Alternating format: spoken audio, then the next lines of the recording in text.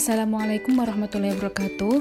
Yang terhormat Ibu Ruli Priyanti Lintiasari, SE SPD MSy, selaku dosen pengampu mata kuliah Akuntansi Syariah dan teman-teman MBS 5C yang berbahagia. Puji syukur mari kita panjatkan kepada Allah SWT atas rahmat berupa kesehatan sehingga kita bisa melaksanakan diskusi pada siang hari ini. Tak lupa sholawat serta salam tetap tercurahkan kepada junjungan kita Rasulullah SAW. Sebelum melakukan diskusi, saya akan memperkenalkan anggota kelompok 10. Yang pertama ada Adelia Putri Ariwibowo dengan NIM 1264052020094. Yang kedua ada Ridani Saulanifa dengan NIM 1264052020107. Yang ketiga ada Asri Wulandari dengan NIM 1264052020122. Berikut adalah pemaparan materi dari kelompok 10 dengan tema akuntansi istisna. Pengertian dasar akuntansi istisna. Bai al-istisna merupakan kontrak jual beli dalam bentuk pembuatan barang tertentu dengan kriteria dan persyaratan tertentu yang disepakati antara pemesan atau mustahni dan penjual atau syani. Dalam pembayarannya berupa pembayaran di muka, cicilan, atau tangguhan sampai jangka waktu tertentu. Dasar hukum dari transaksi istisna ini adalah berdasarkan dari dua dasar, yaitu Al-Quran dan Al-Hadis. Untuk Al-Quran berlandaskan pada Quran Surat Al-Baqarah ayat 282 yang artinya, hai orang-orang yang beriman, apabila kamu bermuamalah secara tidak tunai untuk waktu yang ditentukan, hendaklah kamu menuliskannya. Sedangkan untuk Al-Hadis adalah 3 hal yang di dalamnya terdapat keberkahan adalah jual beli secara tangguh, mudharabah, dan mencampur gandum dengan tepung untuk keperluan rumah, bukan untuk dijual. Hadis riwayat Ibnu Majah. Ketentuan-ketentuan dalam akuntansi istisna. Dewan Syariah Nasional menetapkan aturan tentang jual beli istisna sebagaimana tercantum dalam Fatwa Dewan Syariah Nasional nomor 06/DSN MUI 4/2000 tertanggal 4 April 2002 sebagai berikut. Yang pertama, ketentuan tentang pembayaran. 1. Alat pembayaran harus diketahui jumlah dan bentuknya, baik berupa uang, barang, atau manfaat. Yang kedua, pembayaran dilakukan sesuai dengan manfaat. Yang ketiga, pembayaran tidak boleh dalam bentuk pembebasan hutang. Kedua, ketentuan tentang barang. Yang pertama, harus jelas ciri-cirinya dan dapat diakui sebagai hutang. Yang kedua, harus dapat dijelaskan spesifikasinya. Yang ketiga, penyerahannya dilakukan kemudian. Yang keempat, waktu dan tempat penyerahan barang harus ditetapkan berdasarkan kesepakatan. Yang kelima, pembeli tidak boleh menjual barang sebelum menerimanya. Yang keenam, tidak boleh menukar barang kecuali dengan barang sejenis sesuai kesepakatan. Yang ketujuh, dalam hal terdapat cacat atau barang tidak dengan kesepakatan, pemesan memiliki hak khiyar atau hak memilih untuk melanjutkan atau membatalkan akad. Ketiga, ketentuan lain. Yang pertama, dalam hal pesanan sudah dikerjakan sesuai dengan kesepakatan, hukumnya mengikat. Yang kedua, jika salah satu pihak tidak menunaikan kewajibannya, maka penyelesaiannya dilakukan melalui Badan Arbitrasi Syariah setelah tidak tercapai kesepakatan melalui musyawarah. Ketiga, ketentuan lain. Yang pertama, dalam hal pesanan sudah dikerjakan sesuai dengan kesepakatan, hukumnya mengikat. Yang kedua, jika salah satu pihak tidak menunaikan kewajibannya, maka penyelesaiannya dilakukan melalui Badan Arbitrasi Syariah setelah tidak tercapai kesepakatan melalui musyawarah. Standar akuntansi istisna. Pengakuan, pengukuran, penyajian, dan pengungkapan transaksi istisna dan istisna paralel yang sebelumnya diatur dalam PSAK 59 tentang akuntansi perbankan syariah diganti dengan PSAK 104 tentang akuntansi istisna. Dalam transaksi istisna, kedudukan bank syariah dapat bertindak sebagai penjual atau produsen atau kontraktor, dan di sisi lain banyak syariah dapat bertindak sebagai pemesan atau pembeli. Pada umumnya saat ini bank syariah menjalankan transaksi istisna paralel, yaitu bank syariah menerima pesanan untuk membuat atau produksi barang atau bank syariah sebagai produsen.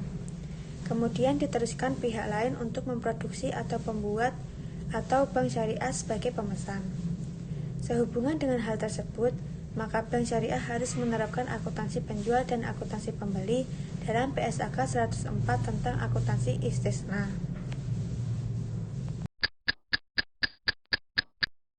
Perlakuan dan pengukuran. Akuntansi untuk penjual. Yang pertama, penyatuan dan segmentasi akad. Bila suatu akad istisna mencakup sejumlah aset, pengakuan dari setiap aset diperlakukan sebagai suatu akad yang terpisah jika proposal terpisah telah diajukan untuk setiap aset. Setiap aset telah dinegosiasikan secara terpisah di mana penjual dan pembeli dapat menerima atau menolak bagian akad yang berhubungan dengan masing-masing aset tersebut. Biaya dan pendapatan masing-masing aset dapat diidentifikasikan. Yang kedua, pendapatan istisna dan istisna paralel. Istisna dengan pembayaran tangguh. Pendapatan istisna diakui dengan menggunakan metode presentasi penyelesaian atau metode akad selesai. Akad dikatakan selesai jika proses pembuatan barang pesanan selesai dan diserahkan kepada pembeli. Yang ketiga, biaya perolehan istisna. Biaya perolehan istisna terdiri dari biaya langsung yaitu bahan baku dan tenaga kerja langsung untuk membuat barang pesanan. Biaya tidak langsung adalah biaya overhead termasuk biaya akad dan pra-akad. Yang keempat, biaya perolehan istisna paralel.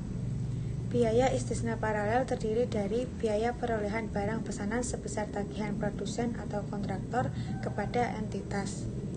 Biaya tidak langsung adalah biaya overhead termasuk biaya akad dan pra-akad. Semua biaya akibat produsen atau kontraktor tidak dapat memenuhi kewajibannya jika ada.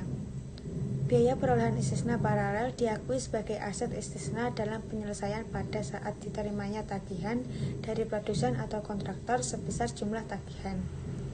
Yang kelima, penyelesaian awal.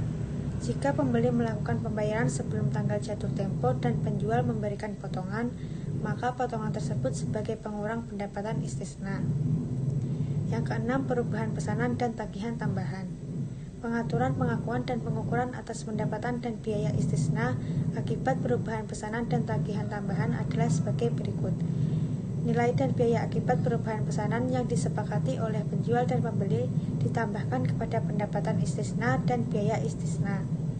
Jika kondisi pengenaan setiap tagihan tambahan yang dipersyaratkan dipenuhi, maka jumlah biaya setiap tagihan tambahan yang diakibatkan oleh setiap tagihan akan menambah biaya istisna. Perlakuan akuntansi dan juga berlaku pada istisna paralel, akan tetapi biaya perubahan pesanan dan tagihan tambahan ditentukan oleh produsen atau kontraktor dan disetujui penjual berdasarkan akad istisna paralel. Yang ketujuh, pengakuan taksiran rugi. Jika besar kemungkinan terjadi bahwa total biaya perolehan istisna akan melebihi pendapatan istisna, taksiran kerugian harus segera diakui. Akuntansi untuk pembeli. Pembeli mengakui aset istisna dalam penyelesaian sebesar jumlah termin dan mengakui hutang istisna kepada penjual. Aset istisna dengan pembayaran tangguh yang melebihi 1 tahun diakui sebagai sebesar biaya perolehan tunai. Beban istisna tangguhan diamortisasi secara proporsional sesuai dengan porsi pelunasan hutang istisna. Jika barang pesanan terlambat karena kesalahan penjual, maka kerugian dikurangkan dari garansi penyelesaian proyek. Jika kerugian melebihi penyelesaian proyek, maka akan dianggap piutang jatuh tempo kepada penjual. Jika pembeli menolak, maka jumlah yang belum diperoleh dianggap piutang jatuh tempo kepada penjual. Jika pembeli menerima barang tidak sesuai dengan spesifikasi, maka barang tersebut diukur dengan nilai rendah antara nilai wajar dan biaya perolehan. Selisihnya dianggap kerugian periode berjalan. Begitupun dalam istisna paralel. Yang kedua yaitu penyajian. Penyajian terdiri dari A. Penjual menyajikan laporan keuangan sebagai berikut. Yang pertama, piutang istisna berasal dari transaksi yang belum lunas dari pembeli terakhir. Dan yang kedua, termin istisna berasal dari transaksi istisna sebesar jumlah tagihan kepada pembeli akhir. Dan yang B, pembeli menyajikan laporan keuangan sebagai berikut. Yang pertama, hutang istisna sebesar tagihan dari produsen atau kontraktor yang belum dilunasi. Dan yang kedua, aset istisna dalam penyelesaian sebesar persentase nilai kontrak kepada pembeli akhir atau istisna paralel dan kapitalisasi biaya perolehan atau istisna.